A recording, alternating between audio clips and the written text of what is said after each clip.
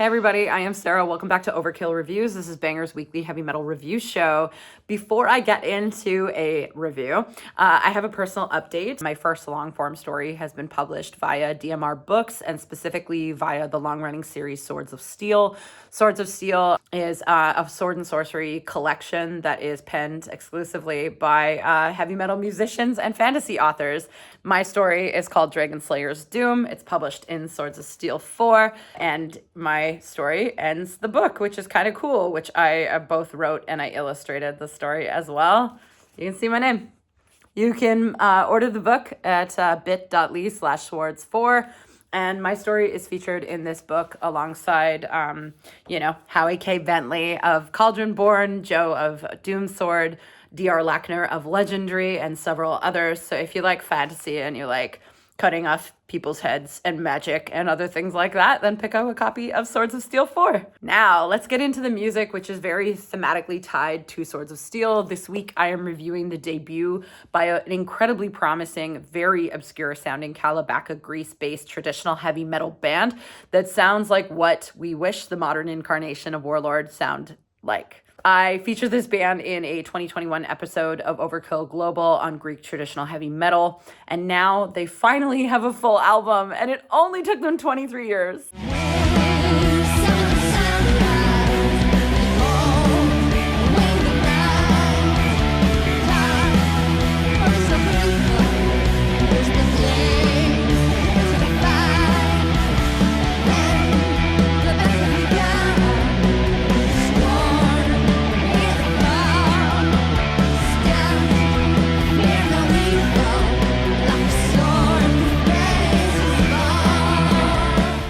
That was The Black Sword by Greek epic heavy metal outfit, Black Sword Thunder Attack.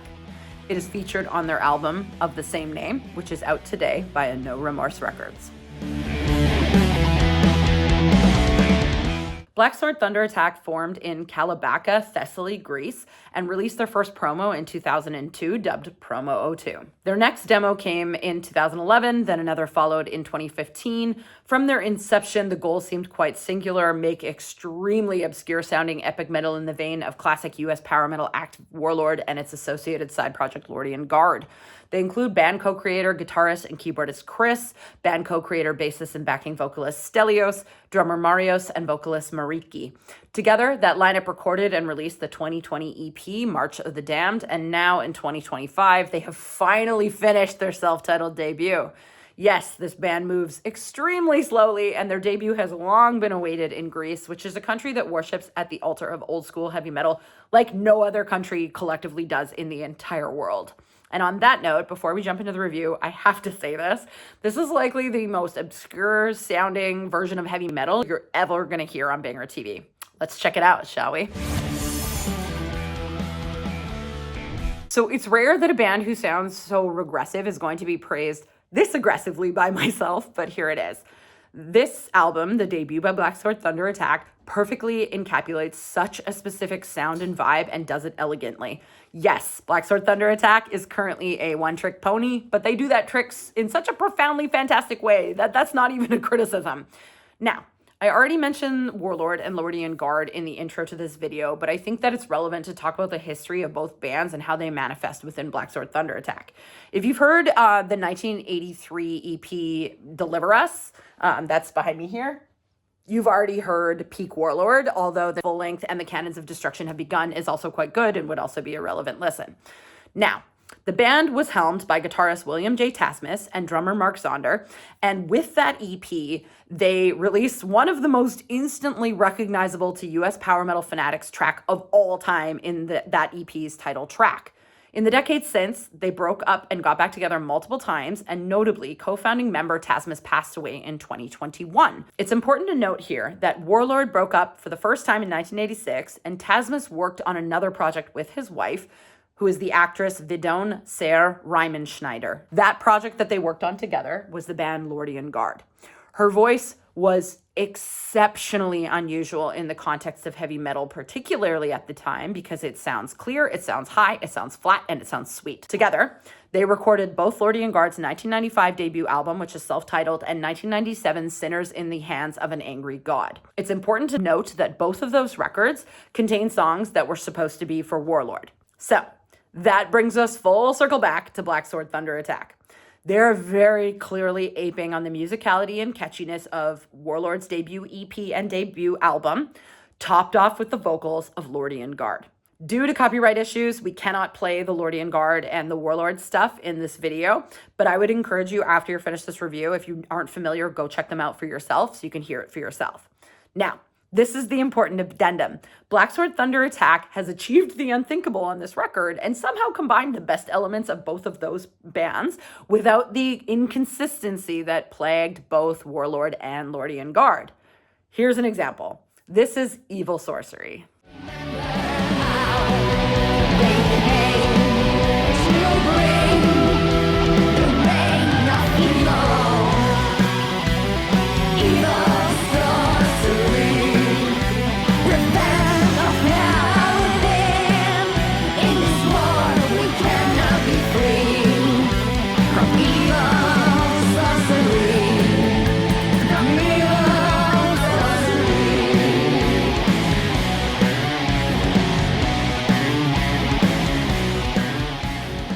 Black Sword Thunder Attack's debut is chock full of atmospheric, excellent guitar work. There is absolutely no denying that Tasmus was a fantastic guitarist with a very distinctive style, and to be able to capture his essence and deliver it in your own way is no small feat, and Black Sword Thunder Attack has actually done that. I don't want to talk at length about this. Instead, I want to show you some solos. Here is a later section of Evil Sorcery, which is the song that you just heard. Time for the solo.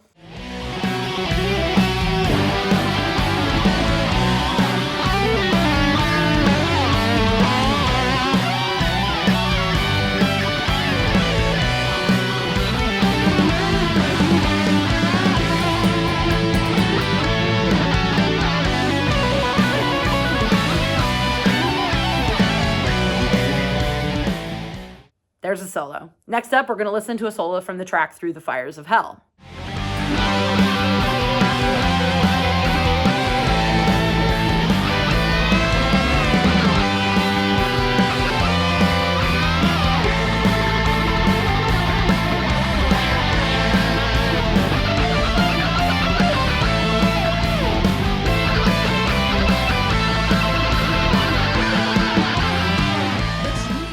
Oh, I swear to God, every single part of this record is going to get people who know.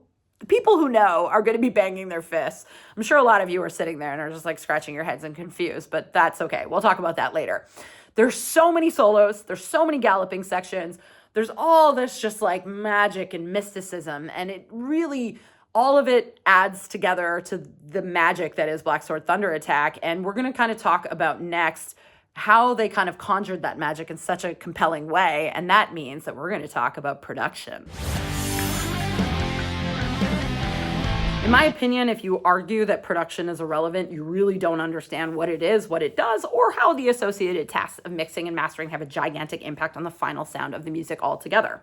As a basis of comparison, try, for example, to listen to the initial or the original version of Manowar's Hail to England versus the newer remixed and remastered version. Listen in particular to the snare and the vocals to hear the difference. It is not earth-shakingly profound, but it is different.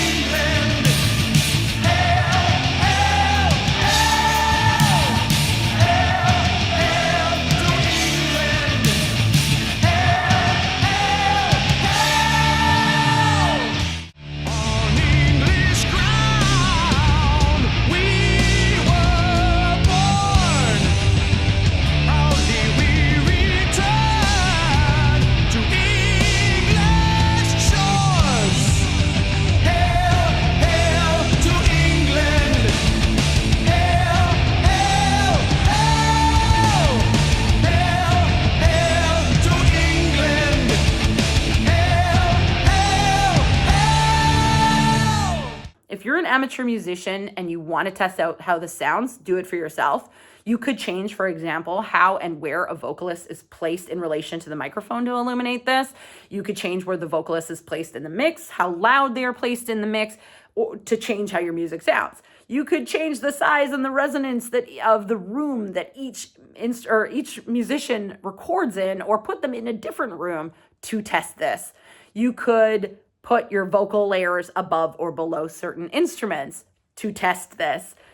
The guitar pedals you use, the vocal effects you use, the vocal layering techniques you use change how your music sounds. Whether your drummer is mic'd inside or outside of their kick drum, change how your music sounds. When taken as a whole, these things are not easy to individually quantify, and they're all changing. They're all very kind of ethereal. They all do certain specific things. But, this is the important but, when you put it all together, they profoundly impact the feel of an album and can completely change its vibe and impact.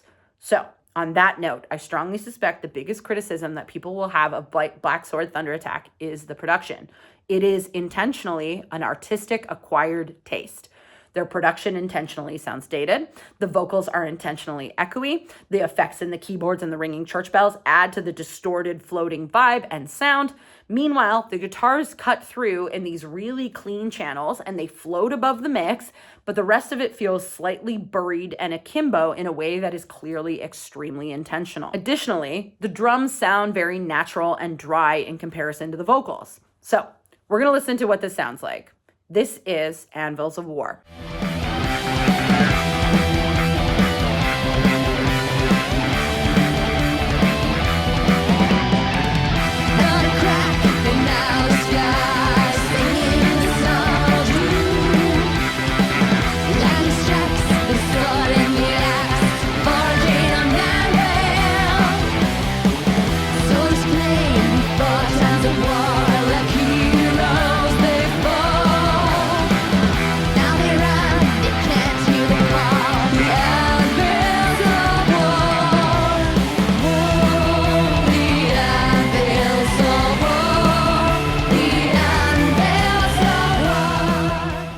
You heard it for yourself. When you put all these things together, they sound dated, they sound 80s, it sounds natural in some ways and ethereal and completely unnatural in others. It also requires multiple listens to get used to how it sounds, particularly if you are not familiar with bands of this ilk or production that sounds like this. It is an acquired taste. And you know what? That's great. Black Sword Thunder Attack is owning it. If I have any advice for musicians, experiment with this stuff when you're recording because it fundamentally changes the feel, the vibe, the impact, and the intent of your album.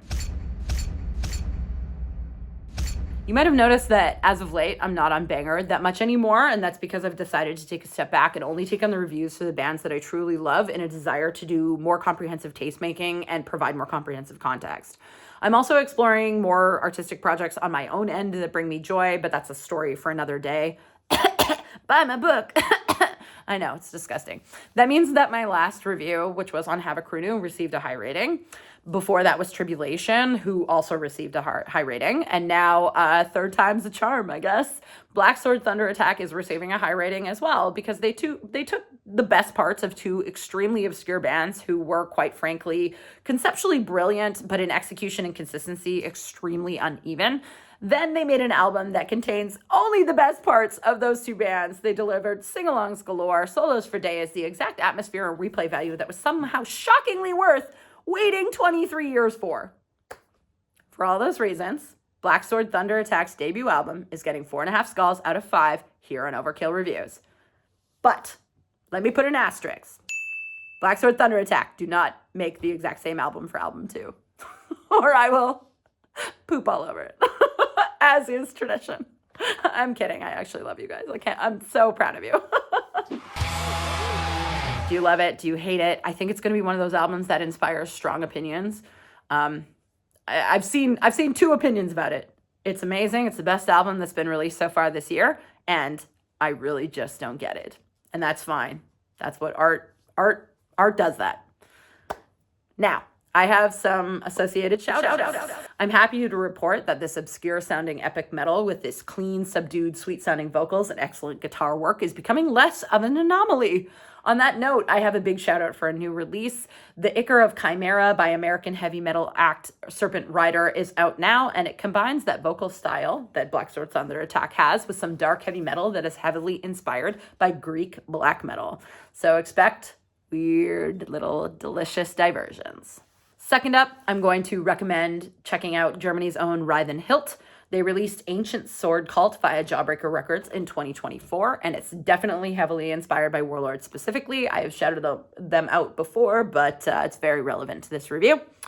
Now, for the third and final shout out, this one is a big one. Okay. This is traditional heavy metal. But this is traditional heavy metal that does not aim to emulate a specific style. Instead, this Italian heavy metal band, their name is Vulture's Vengeance. They're one of the few in the traditional heavy metal genre that plays a very unique explorative style that is quite unusual. Please check out Dust Age. It's very likely to hit my best of 2025 albums. It's a grower, not a shower. Give it several listens. Give it a chance. Vulture's Vengeance. Great band.